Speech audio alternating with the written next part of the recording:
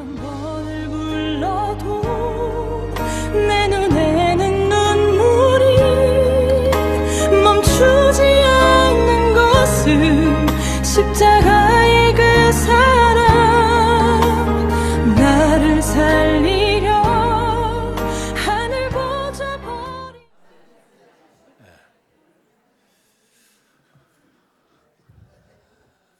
요즘에 우리가 SNS를 이용합니다. 특히 페이스북을 우리 사용하시는 분들이 계시죠. 인터넷에서 이렇게 자기의 생활적인 소소한 것들을 이렇게 올리고, 글도 올리고 사진도 올리고. 그런데 미국의 한 신문에서 그런 이야기를 합니다. 이 페이스북 사용자 중에 이 마이너 우울증을 겪는 사람이 굉장히 많이 있답니다. 왜 그러냐면 우리가 서로 자기의 글과 사진을 공유하잖아요. 그런데 그 공유되는 다른 사람의 그 페이스북을 보게 되면 맛있는 레스토랑에 가서 그곳에서 음식 사진을 이렇게 딱 찍어서 올리면 그것을 보고 나도 그런 음식 먹고 싶은데 형편상 그런 식당에 갈 수가 없어서 참 부럽다, 이런 생각을 갖게 되고, 또 여름에 휴가 가서 맛있는 비치에서 이렇게 가족끼리 이렇게 사진을 찍으면 우리 가족은 아직 형편이 못 뛰어서 그렇게 멋있는 장소에 휴가를 갈 수 없는데 참 이 사람들 부럽다, 이렇게 올리고요. 또 어떤 사람은 실제는 그렇지 않은데 이 사진을 각도를 잘 잡아가지고 자기 사진을 이렇게 올립니다. 우리 교회도 있어요. 있는데 실제보다 정말 예쁘고 아름답게 나와요. 그죠, 김보경 집사님? 네. 사진을 각도를 잘 위해서 이렇게 찍으면요 굉장히 예쁘게 나옵니다. 그러면 그 사진을 보는 사람이 참 나도 저런 때가 있었는데 부럽다, 젊음이 부럽고 저렇게 또 아름다운 모습이 부럽다, 이러면서 사람이 은근하게 자기도 모르는 사이에 마이너 우울증에 빠지는 경우가 있다라는 거예요. 여러분, 우리가 살아가면서 부러운 게 다 있습니다. 나는 세상에 부러울 게 없습니다. 아마 부러운 것이 너무 많기 때문에 그것을 방어적인 혀로 그렇게 말하는지 모르겠습니다. 살다 보면 우리가 부러운 것들이 있어요. 그런데 가만히 그 부러운 것들을 따져보면 사실은 그렇게 우리가 그 의미를 가지고 인생의 어떤 가치를 가지고 그런 부러움을 나도 실현하려고 하는 그런 것은 사실은 아니라는 사실이에요. 저도 페이스북을 보다가 어떤 분이 올린 동영상을 엊그제 봤습니다. 그냥 무심결에 이렇게 봤는데요, 누가 나오냐면 호나우드, 여러분 아세요? 축구선수 호나우드가 한 카페에 들어가서 커피를 마시는 그런 영상이었어요. 근데 친구와 함께 이렇게 카페에 들어가서 커피를 마시는데 사람들이 점차 이렇게 힐끔힐끔 쳐다보더니 커피 마시고 있는 호나우드에게 가서 사진을 찍자고 이렇게 요청을 합니다. 호나우드는 뭐 대수롭지 않게 사람들에게 이제 사진을 같이 찍어요. 근데 그 커피를 마시는 동안 계속 사람들이 와서 이렇게 사진을 찍자고 요청합니다. 남자고 여자고 젊은 사람이고 나이 든 사람이고. 유명한 축구 선수잖아요. 탁월한 축구의 재능을 가졌습니다. 근데 그에게는요 이렇게 사람들에게 명성도 있어요. 저는 어디 가면 사람들이 카메라 주고 사진 하나 찍어달라고 그러지 같이 찍자고 하는 사람은 없어요. 명성이 있고 축구의 재능이 있어요. 또 돈도 많이 벌었을 거예요. 부자예요. 그래서 그 영상을 보는 동안 이 사람 참 유명한 사람이지, 입으로 시인은 하지 않아도 부러움이 있죠. 그런데 가만히 생각해 보면 그 호나우드가 부러워서 제가 지금부터 축구를 시작한다면 제가 호나우드처럼 제가 부러워하는 그 위치에 갈 수 있겠는가?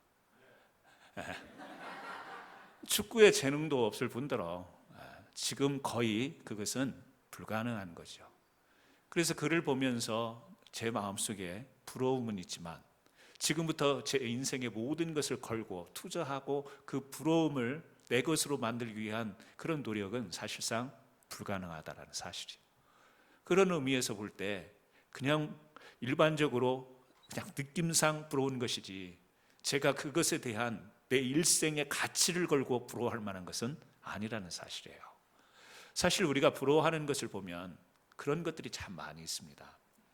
내가 집중하고 내가 정말 가치를 가지고 그 중요성을 느끼면서 내가 몰입을 해서 이것을 이루어야지 하는 그런 부러움의 대상들이 아니라 소소하게 그냥 바라보면서 있으면 좋을 것 같고 나도 그랬으면 좋을 것 같고 이런 것들이죠.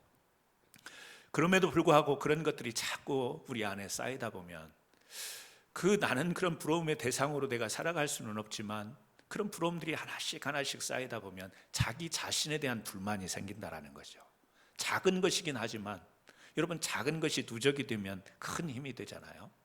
그래서 자기가 가지고 있는 것, 자기가 가진 재능, 자기가 소유하고 있는 것이 있는데도 불구하고 왠지 자신에 대해서 불만족스러운 이런 삶을 사니까 그만큼 우리 안에 행복감이 사라지게 되고 그만큼 우리에게 주어진 삶의 사명이 있는데 그 사명을 보람 있게 감당을 하지 못한다라는 거죠.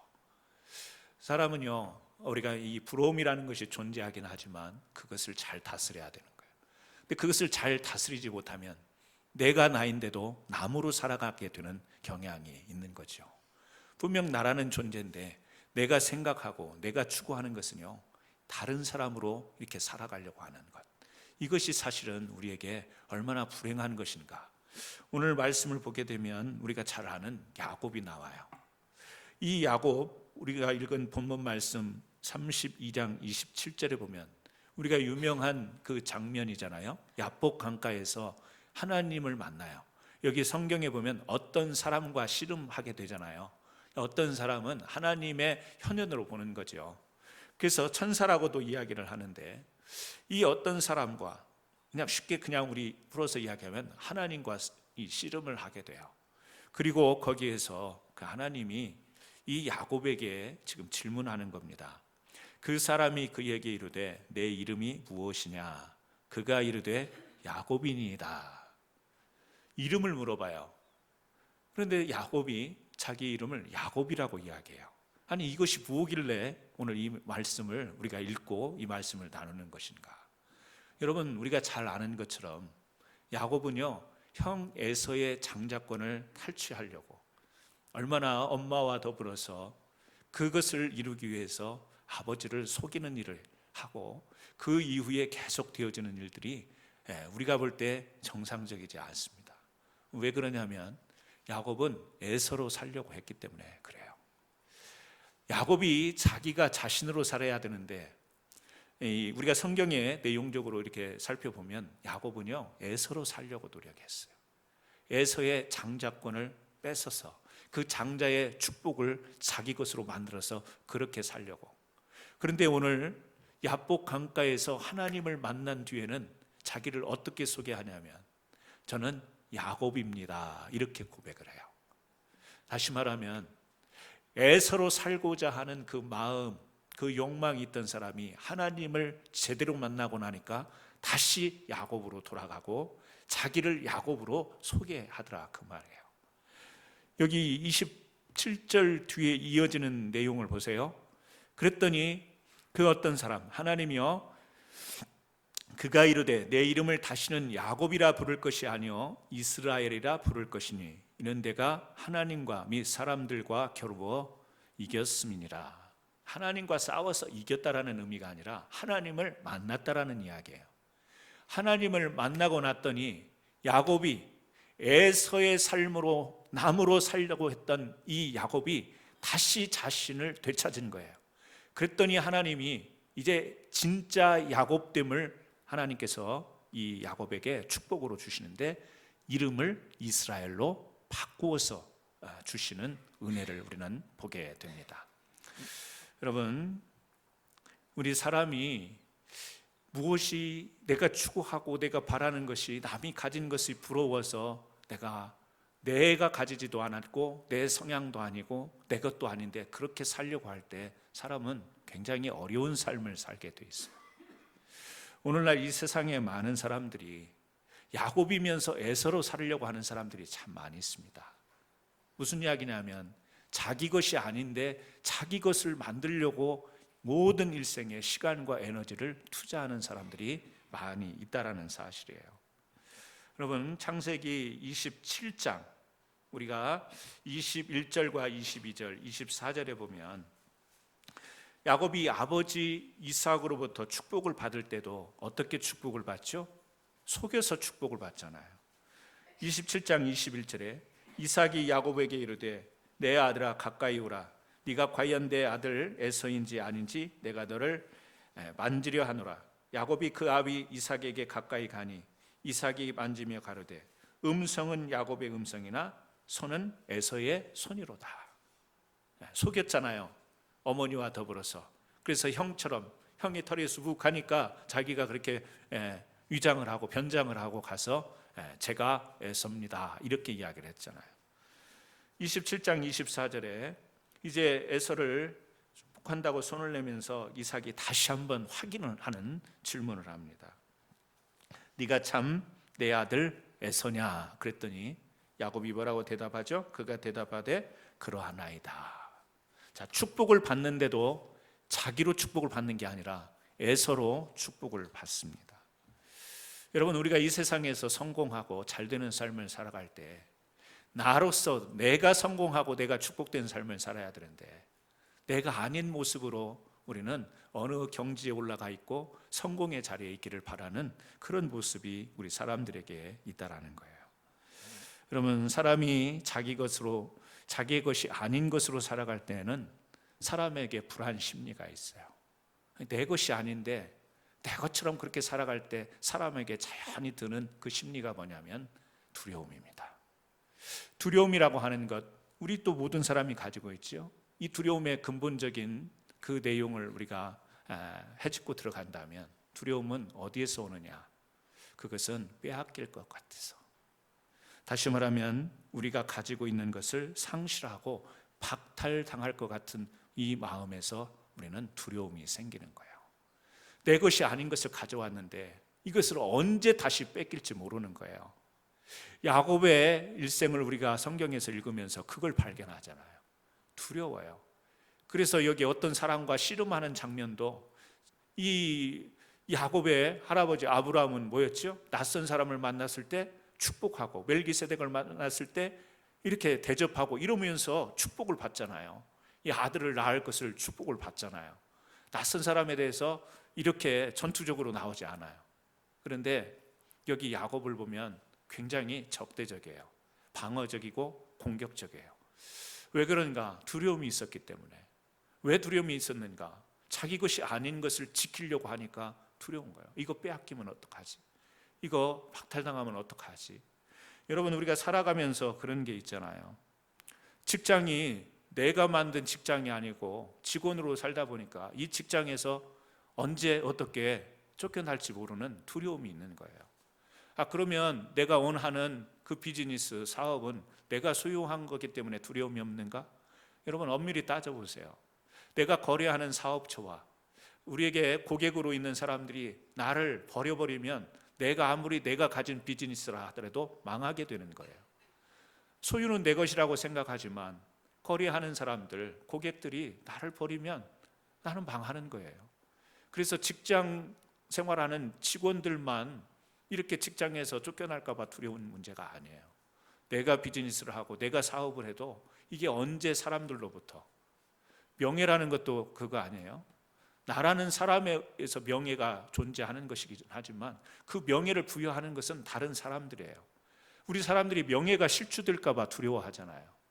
밖에서 안 좋게 소문나는 거 우리 굉장히 두렵잖아요. 저도 밖에서 안 좋게 소문나는 거 되게 두려워요. 그래도 캔사스 한인장로교회 강일경 목사가 그러면 좋게 소문나기를 바라지, 나쁜 놈, 죽일 놈 뭐 이렇게 소문나면 그게 두려운 거예요. 하지만 그 명예를 부여하는 것은 누구죠? 제가 아니에요.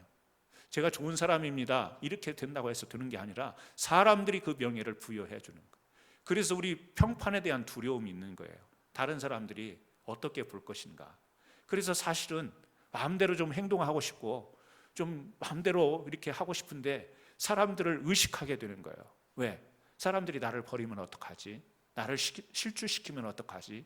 그래서 본 마음은 그게 아닌데 안 그런 척하는 가면을 우리 사람들은 쓰고 살게 되어 있습니다. 여러분, 몸이 아플까 봐 두려워합니다. 몸이 아프고 이게 정도가 심으면 우리는 죽어요. 여러분, 왜 우리는 몸이 아프고 죽는 것을 두려워합니까? 내가 가진 몸인데, 내가 가진 몸을 내가 마음대로 할 수 없는 거예요. 다시 말하면 나는 나로서 살아가지만 내 소유는 내가 아니라는 사실이에요. 여러분, 우리가 모든 부분을 한번 생각해 보면 나라고 하는 존재가 내가 주인인 것 같지만 모든 것은요 하나님으로부터 왔다라는 사실을 우리는 인정할 수밖에 없는 거예요. 그래서 우리가 내 것을 지키고 내가 남의 것을 가져왔다 할지라도 사람은 두려움에서 자유로울 수가 없는 거예요. 죽음에서 자유로울 수가 없어요. 아프고 몸이 병들고 이런 두려움으로부터 자유할 사람이 없습니다. 왜냐하면 나로부터 모든 것이 지켜지는 것이 아니기 때문에, 언제든지 빼앗길 수 있는 거기 때문에, 언제든지 건강을 상실하고 생명을 박탈당할 수 있는 이런 존재이기 때문에 그런 거예요. 그래서 성경을 통해서 우리가 보게 되면 여러분 요한 1서 4장 18절에 이런 말씀을 해요. 제가 읽어드릴게요. 요한 1서 4장 18절. 사랑 안에 두려움이 없고 온전한 사랑이 두려움을 내어 쫓나니 두려움에는 형벌이 있습니다. 두려워하는 자는 사랑 안에서 온전히 이루지 못하였느니라. 여러분, 사랑 안에는 두려움이 없대요. 온전한 사랑이 두려움을 내어 쫓는다. 그러니까 사랑이 있으면 두려움이 없다라는 이야기예요. 근데 여기서 말하는 사랑은 뭐죠? 하나님 사랑이에요. 하나님의 사랑이 있으면 두려움이 없다. 여러분, 이 말이 무슨 말일까요? 여러분, 우리가 하나님을 믿어요. 하나님을 믿는다라는 것은 하나님의 주권, 또 하나님의 섭리, 요즘 우리가 새벽기도 때 나누고 있잖아요. 하나님의 그 소유권을 인정하는 거예요. 하나님이 소유하시고 하나님이 주도하시는 주도권을 인정할 때 우리는 평안할 수 있다라는 거예요. 왜요? 내가 지키려고 해서 지켜지는 게 아니라는 거. 그래서 빼앗길까 봐 이런 두려움이, 하나님을 전적으로 신뢰하고 의지하고 하나님이 주인이시고 주권자시고 모든 삶을 하시기 때문에 나는 하나님께 맡깁니다, 이런 하나님 사랑에 대한 믿음이 있으면 우리가 두려움을 물리칠 수가 있다라는 거예요. 근데 그 사랑이 없으면, 다시 말하면 하나님에 대한 우리에게 베푸신 이 사랑에 대한 믿음이 없으면 다 내가 지켜야 되는 거예요. 내가 붙들어야 되는 거예요. 그런데 아시잖아요, 내가 붙드는 것이 얼마나 이 무기력하게 놓쳐버리게 되는 그런 상황을 맞이한다라는 거. 그래서 여러분, 우리가 사람이 아무리 모델이 있습니다, 롤 모델이 있습니다. 난 저 사람처럼 살 거야, 나는 저 정도 경지에 오르면 나는 만족한 인생을 살 거야. 여러분, 우리가 목표가 있고 또 롤 모델이 있어서 우리가 우리의 삶을 좀 더 향상시킬 수 있는 부분은 분명히 존재해요. 더 나아질 겁니다. 개발도 하고 더 노력도 해서 그런 어떤 상태에 갈 수는 있어요. 하지만 그 상태에 가면 또 다른 두려움이 기다리고 있죠. 얻은 만큼 잃어버릴 것에 대한 두려움. 그 경지에 올랐을 때 거기에서 또 어떤 실추될 것에 대한 두려움은 계속해서 반복되게 되어 있는 거예요. 그래서 여러분, 우리가 실제 우리의 두려움을 물리칠 수 있는 것은 뭐냐면 이 주도권에 대한 이해를 우리는 이해를 해야 돼요. 이 사람들이 대부분 우리가 무엇을 뺏기지 않으려고 하고 자기 중심적으로 살려고 하는 이 주도성에 대한 싸움이 거의 인간들 사이에서 이루어지는 거예요. 그래서 내가 주도하기 위해서는요, 이 경쟁하고 그것을 서로 쟁취하려고 할 때 가장 상대방을 제압하기 쉬운 방법이 뭐냐면 정죄하는 거예요. 저 사람은 죄가 있다, 저 사람은 이래서 안 된다, 저 사람은 안 된다라고 이렇게 정죄하는 성향을 가질 때 내가 어떤 경쟁에서 주도권을 가져올 수 있는 거예요. 그래서 정치하는 사람들 보세요. 나중에 뒤에서 보면 다 서로들 통하면서도 앞에서 딱 하는 거 보면요, 막 정죄합니다. 그래야 자기가 주도권을 가져올 수 있습니다. 공화당과 민주당이 막 그 정쟁을 해요. 거기 보세요. 서로 공격합니다. 막 정죄해요. 왜? 그래야 자기네들이 주도권을 가져올 수 있으니까. 그래서 정죄하는 그런 분위기 속에서 사람들은 어떻게 하죠? 어떻게든 공격하는 것을 방어하려고 자기가 정말 실수하고 잘못하고 이 부족한 부분이 있음에도 그렇지 않고 완벽한 것처럼 자기를요 방어하고, 자기의 방어선을 이렇게 치게 되죠. 뭐죠? 정직하지 않은 거예요. 자기의 것이 아닌 것으로, 자기는 그런 실수도 안 하고 그런 잘못도 안 하고 그런 말도 안 하는 것처럼 자기를 다 감쌉니다. 사람이 편할까요? 안 편할까요? 안 편하죠. 우리에게는 하나님이 양심이라는 것을 주셨어요. 그래서 이것이 지금 주도권을 잡기 위해서 싸우는 과정 가운데서 부득이하게 나는 위선도 해야 되고 나는 다른 가면도 써야 되지만 이 안에서는 사실은 편하지가 않은 거예요.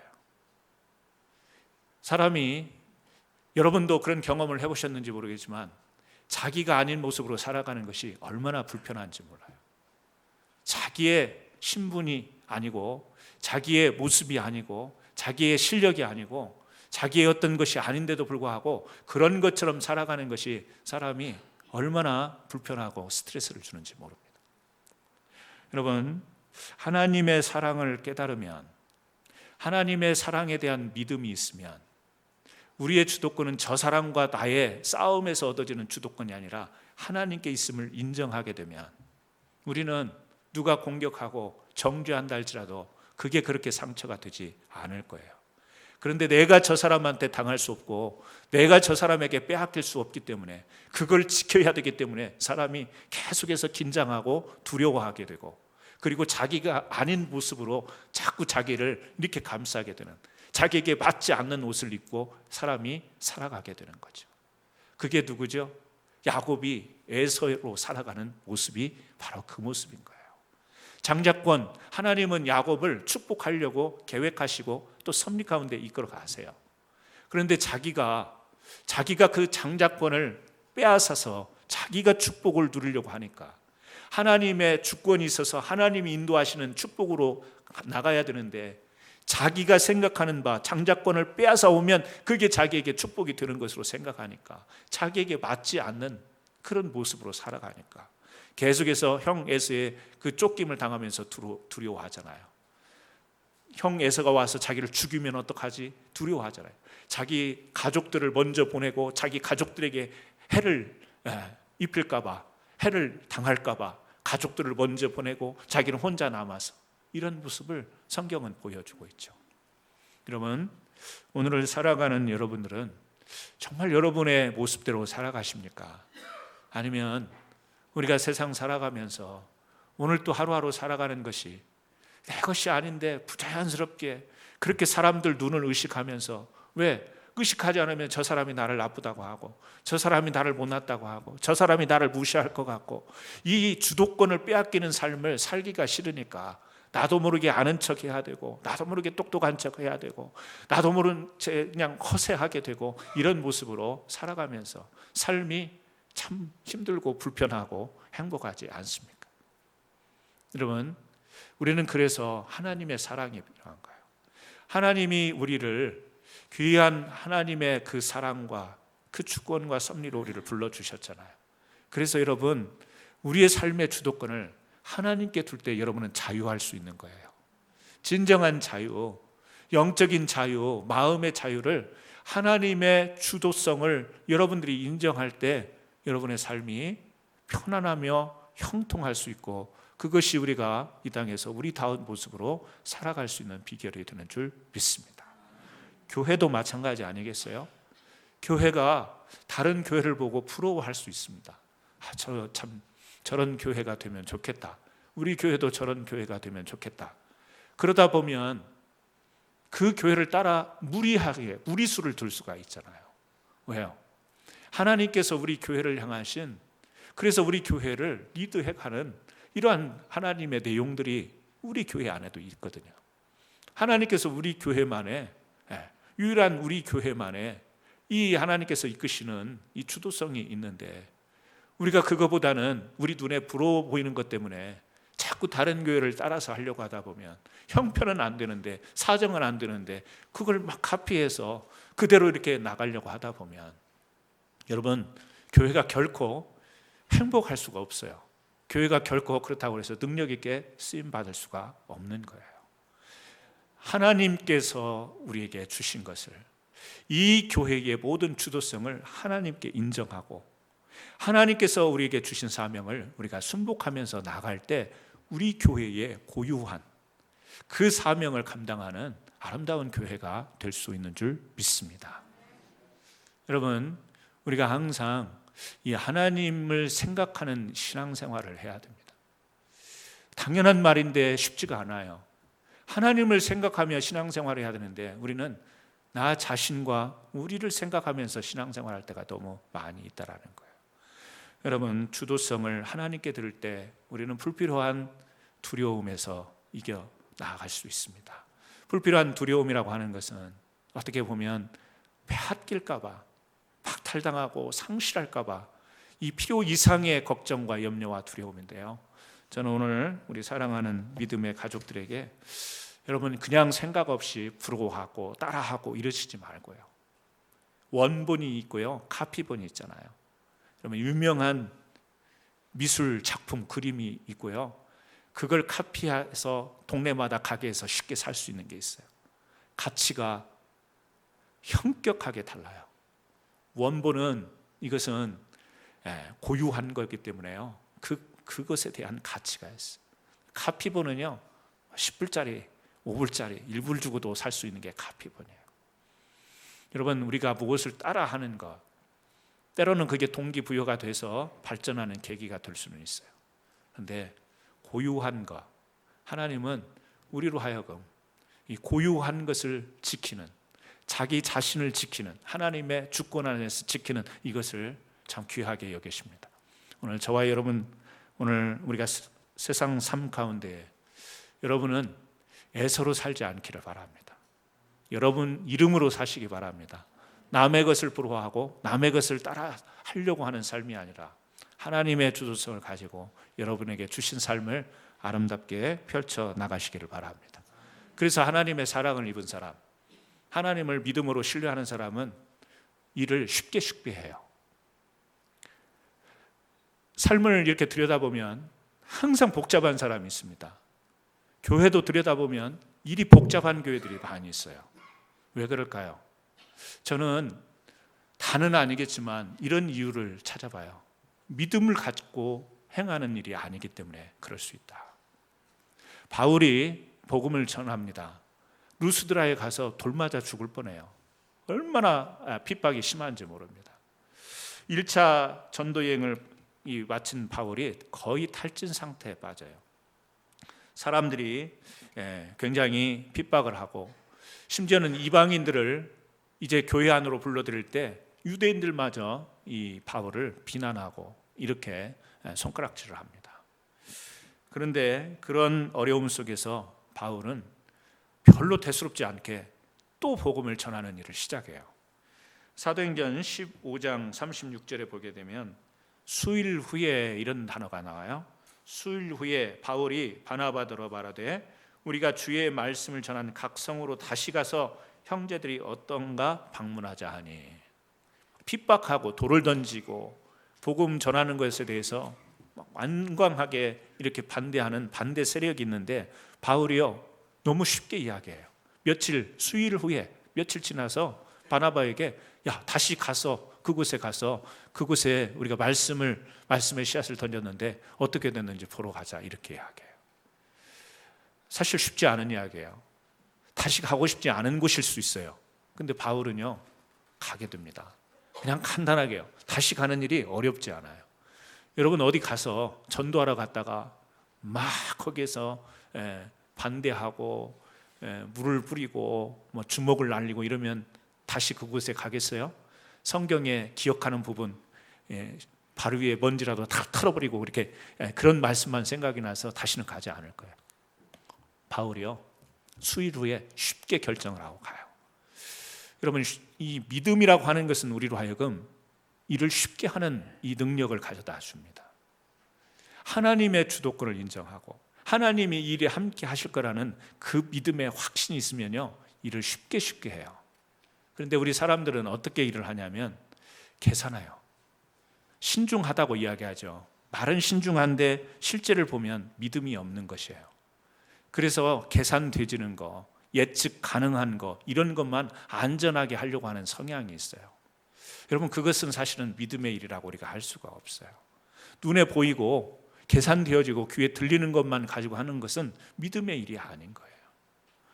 여러분, 이 세상에 존재하는 빛의 95%를 사람이 인지하지 못한다고 그러잖아요. 여러분, 자외선 보이세요? 여러분, 선블록 바르시죠? 햇빛 쨍쨍한 날 밖에 나가려면. 여자분들은 쨍쨍하든 안 하든 무조건 바르더만. 예, 그늘지면 더 이게 적외선이 많다면서요. 사실인지 모르겠지만. 그래서 저도 몇 번 따라서 발라봤는데 저는 선블록을 통과하더라고요. 그냥 새카매지잖아요. 아무리 발라도 안 돼. 그냥. 예. 자외선, 적외선 눈으로 볼 수가 없어요. 그런데 결과를 보면 있다라는 사실을 알아요. 그 제 뽀얀했던 이 살이 이렇게 여름에 이렇게 될 줄 몰라요. 예. 피부가 타요. 눈에 보이지 않아요. 그 빛이. 전기도 마찬가지 아니에요? 이 전기, 이 전파도 마찬가지고요. 있지만 보이지 않아요. 이 세상에 존재하는 이 물질의 이 암흑 물질이라고 하는 거죠. 눈으로 볼 수 없는 이것이요, 95% 차지한다는 거예요. 우리가 눈으로 볼 수 있는 것은 5%에 불과하다는 거예요. 근데 우리가 눈에 보이지 않는 것, 그것을 부인할 수는 없는 거잖아요. 그러니까 눈으로 보이는 것, 예측 가능한 것만 가지고 우리가 어떤 일을 하려고 하면 그것은 사실은 95%의 가능성을 배제시키고 하는 일이 된다는 거예요. 사람이 듣는 것도 그런 데잖아요. 사람이 이 가청, 들을 수 있는 이 범위가 헤르츠라고 이야기를 하는데요. 우리 사람이 16에서 2만 헤르츠의 범위를 들을 수 있대요. 그래서 너무 작은 소리도 들을 수 없고 너무 큰 소리도 들을 수가 없고, 그래서 혹시 저녁에 침대에 올라가서 주무시다가 이 지구 돌아가는 소리 때문에 잠 못 주무시는 분 계세요? 이게 지구가 자전하는 소리가 들려서 나는 도저히 시끄러워서 잠을 못 들어요. 하지만 소리가 존재한다는 거예요. 네. 엄청나게 큰 소리도 못 듣고 아주 작은 소리도 듣지 못하고, 그래서 16에서 2만 헤르츠까지가 사람이 들을 수 있는 범위인데, 강아지는 얼마만큼 들을 수 있냐면 3만 8천 헤르츠까지 듣는다라는 거예요. 그러니까 걔가 먼저 짖잖아요. 누군가 오는 이 기미가 있으니까 먼저 듣고 짖는 거죠. 박쥐는요 9만 8천 헤르츠까지 듣는데, 그래서 지진이 일어나면 박쥐들이 난리라는 거예요. 이 진동하는 소리를 먼저 듣는 거죠. 이 전파 이런 것들을 듣게 되고요. 돌고래가 20만 헤르츠랍니다. 돌고래는 아주 잘 듣나 봐요. 그러니까 우리가 눈에 보이고 귀에 들리는 것만 의해서 우리가 일을 하게 되면 강아지만 또 못한 결정을 하게 되는 거예요. 박쥐만 또 못한 결정을 하게 되는, 논리적으로 보면 그렇다라는 거죠. 여러분, 그렇습니다. 믿음이라고 하는 것은 보이지 않는 부분이에요. 들을 수 없는 부분. 그래서 우리가 이 하나님의 말씀 가운데서도 이 믿음을 강조하는데, 이 눈에 보이는 것, 우리가 할 수 있는 것, 예측할 수 있는 것을 믿음으로 규정하지 않습니다. 사랑하는 성도 여러분, 오늘 우리가 그래요. 믿음으로 주님 확신하며 주님의 주도성을 인정할 때 우리는 맡기고 하나님이 함께 하실 거고 하나님께서 하실 거니까 맡기고 우리가 과감하게 결정하고 나갈 수가 있는 거예요. 고린도후서 5장 7절에 우리가 믿음으로 행하고 보는 것으로 하지 아니함이로다, 이런 말씀이죠. 믿음으로 행하고 보는 것으로 하지 않음이로다. 여러분, 하나님은 우리 삶 가운데 밑그림을 그려주시죠. 스케치할 때, 이 그림 그릴 때 스케치를 먼저 하죠. 밑그림. 그리고 그 위에 색을 칠하게 하죠. 하나님은요, 하나님의 주권으로 우리 삶의 밑그림을 다 그려주세요. 그리고 색칠하는 것은 누구 보고 하라고요? 우리 보고 하라고 하는 거예요. 그래서 우리가 우리의 성격과 우리의 성향에 따라서 빨간색도 칠하고 파란색도 칠하고 그 하나님이 그려주신 밑그림을 따라서 우리가 색칠을 하고 나면 멋있는 인생의 작품이 되는 거예요. 근데 하나님이 없으면요, 어디서부터 그려야 될지를 모르는 거예요. 방황하게 되는 거예요. 헤매게 되는 거예요. 그리고 그려놔 봤더니 그 작품이 안 되는 거예요. 뭐가 되죠? 작품이 아니라 아주 졸작이 되는 거죠. 여러분, 우리가 믿음을 가지면, 하나님의 사랑을 알고 하나님의 믿음을 가지면 우리가 쉽게 할 수 있어요. 그래서 나는 어떻게 살까, 남을 보면서 다른 사람으로 살까, 내 모습으로 살까, 막 이런 고민하지 않습니다. 뭘로 살죠? 하나님의 사람으로 사는 거예요. 그렇기 때문에 내가 사는 삶의 선택과 결정과 방법이요, 하나님의 그 기준과 원칙에만 맞으면 쉽게 결정하고 쉽게 나가는 거예요. 근데 우리가 막 이것도 재고 저것도 재고 이렇게 하다 보니까 두려움은 생기죠. 왜요? 이 일을 해서 실패하게 되면 어떻게 될까? 이 일을 해서 결과가 안 좋으면 어떨까? 이런 두려움이 있는 거예요. 그래서 교회도 보게 되면, 믿음이 있는 교회는요, 일이 쉽게 가요.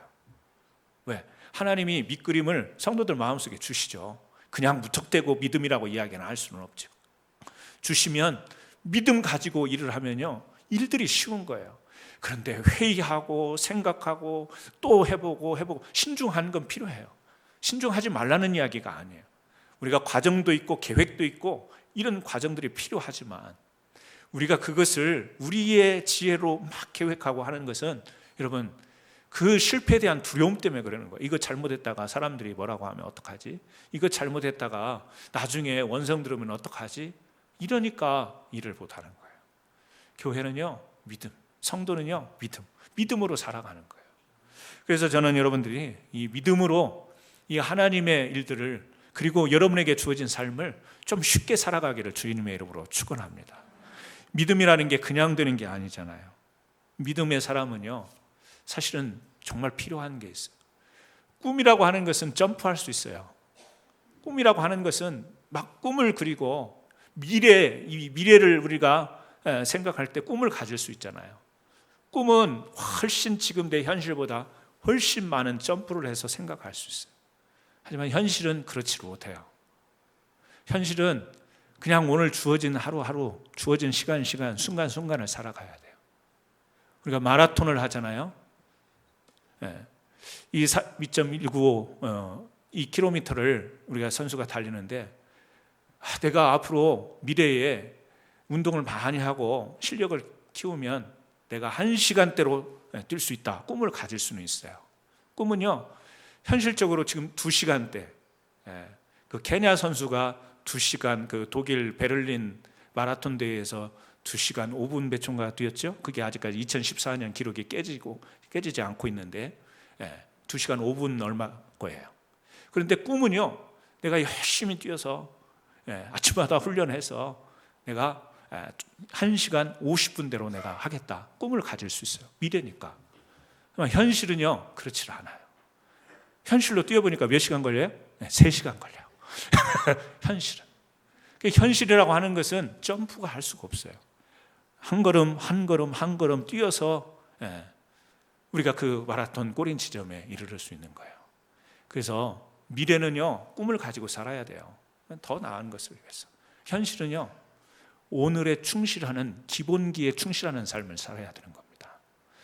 우리가 하나님을 향해서 오늘을 살아간다, 오늘 하나님께서 나를 나답게 살 수 있는 이러한 하나님께서 은혜를 주셨을 때는 우리가 놓쳐서는 안 될 부분이 뭐냐면, 오늘에 주어진 기본기를 우리가 잘 감당하는 거예요.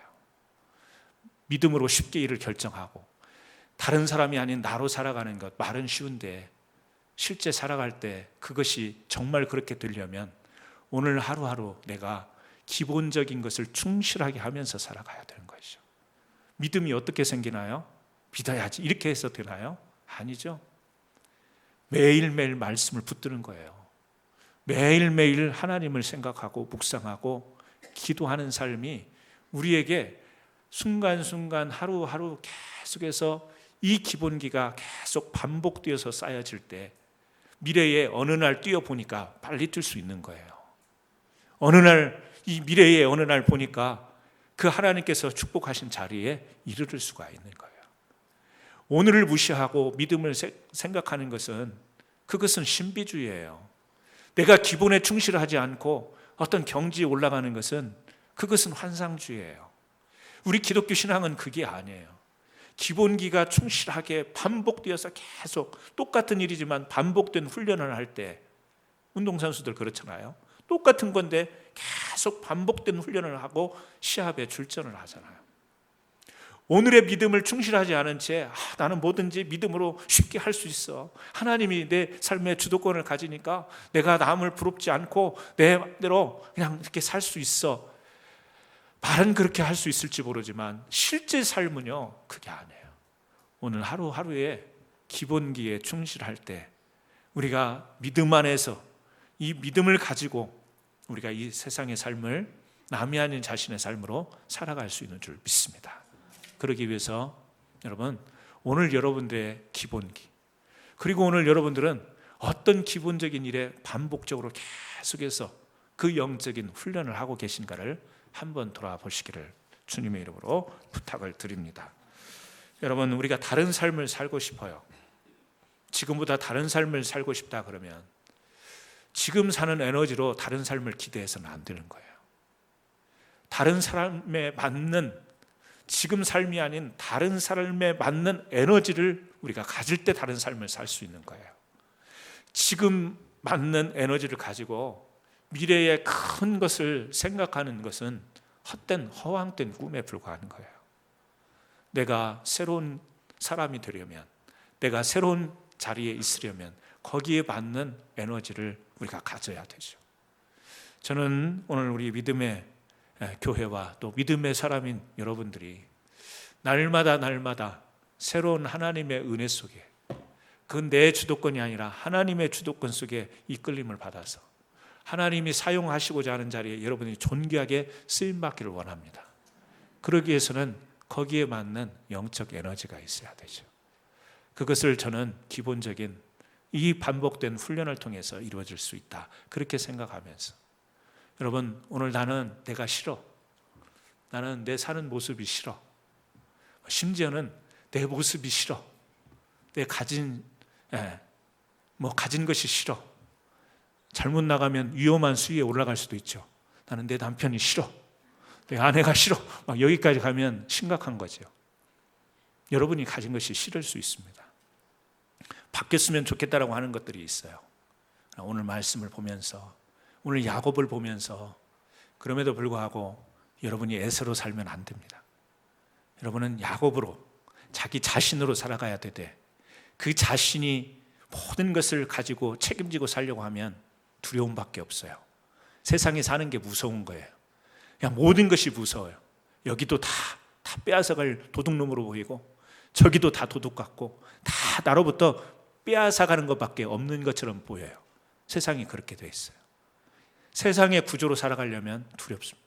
우리는요, 하나님 나라의 구조에 맞춰서 살죠.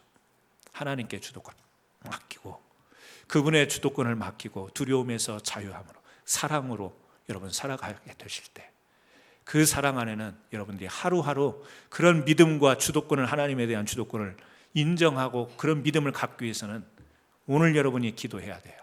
오늘 여러분들이 말씀을 붙잡아야 돼요. 가끔 신앙생활 한다는 사람 보면 기본기에 충실하지 않고 기적을 바라는 사람이 너무 많아요. 기본기에 충실하지 않고 막 축복을 생각하는 사람이 너무 많아요. 우리 캔서스 안인장로교회는 그런 분이 한 분도 없었으면 좋겠어요. 뻥튀기 장사들만 있는 교회 있어요. 기본기는 없으면서, 기도는 없으면서, 말씀의 능력은 붙잡지 못하면서 자기의 살만 높아지기를 바라고 자기의 살만 커지기를 바라는 그런 사람들이, 저는 우리 교회는 그런 분들이 없기를 바라고요. 있는 그대로. 그래서 이 나중에 보면 야곱이 바로왕 앞에 가잖아요. 창세기 49장에 보면 그 바로왕을 만난 뒤에 자기를 어떻게 소개해요? 있는 그대로 소개를 하잖아요. 내가 살았던 세월이 험악했습니다. 그 짧은 한마디지만 뭐죠? 내가 가짜로 살았어요. 에서로 살다 보니까, 참 뒤돌아보니까 내 인생을 추억해 보니까 참 험난한 세월을 살았네요. 이게 뭐죠? 솔직한 자기의 모습이었어요. 이스라엘로 이름이 바뀌었잖아요. 하나님을 만난 자기는 정확하게 자신을 볼 줄 아는 거예요. 저는 하나님을 믿는 믿음의 사람들, 기도하고 매일 기본기를 충실한 신앙생활을 하는 사람들은 자기 자신을 정확하게 볼 줄 알고 정직하게 내놓을 줄 아는 사람이 되는 거예요. 저는 그런 분들로 여러분들이 축복된 인생을 살아가시기를 예수님의 이름으로 축복합니다. 기도하십니다. 하나님 아버지, 그렇습니다. 야곱은 에서의 장자권을 욕심내었고 그의 삶의 부분에 있어서 그는 에서로 살아갑니다. 하지만 그의 삶에 뒤따라오는 것은 두려움이었습니다. 빼앗기지 않으려는 마음이 그의 모든 것을 사로잡아 버렸습니다. 행복하지 않은 삶이었습니다. 하나님, 오늘 우리 자신들을 돌아보면서 우리는 어떠한 삶을 지금 살고 있는가?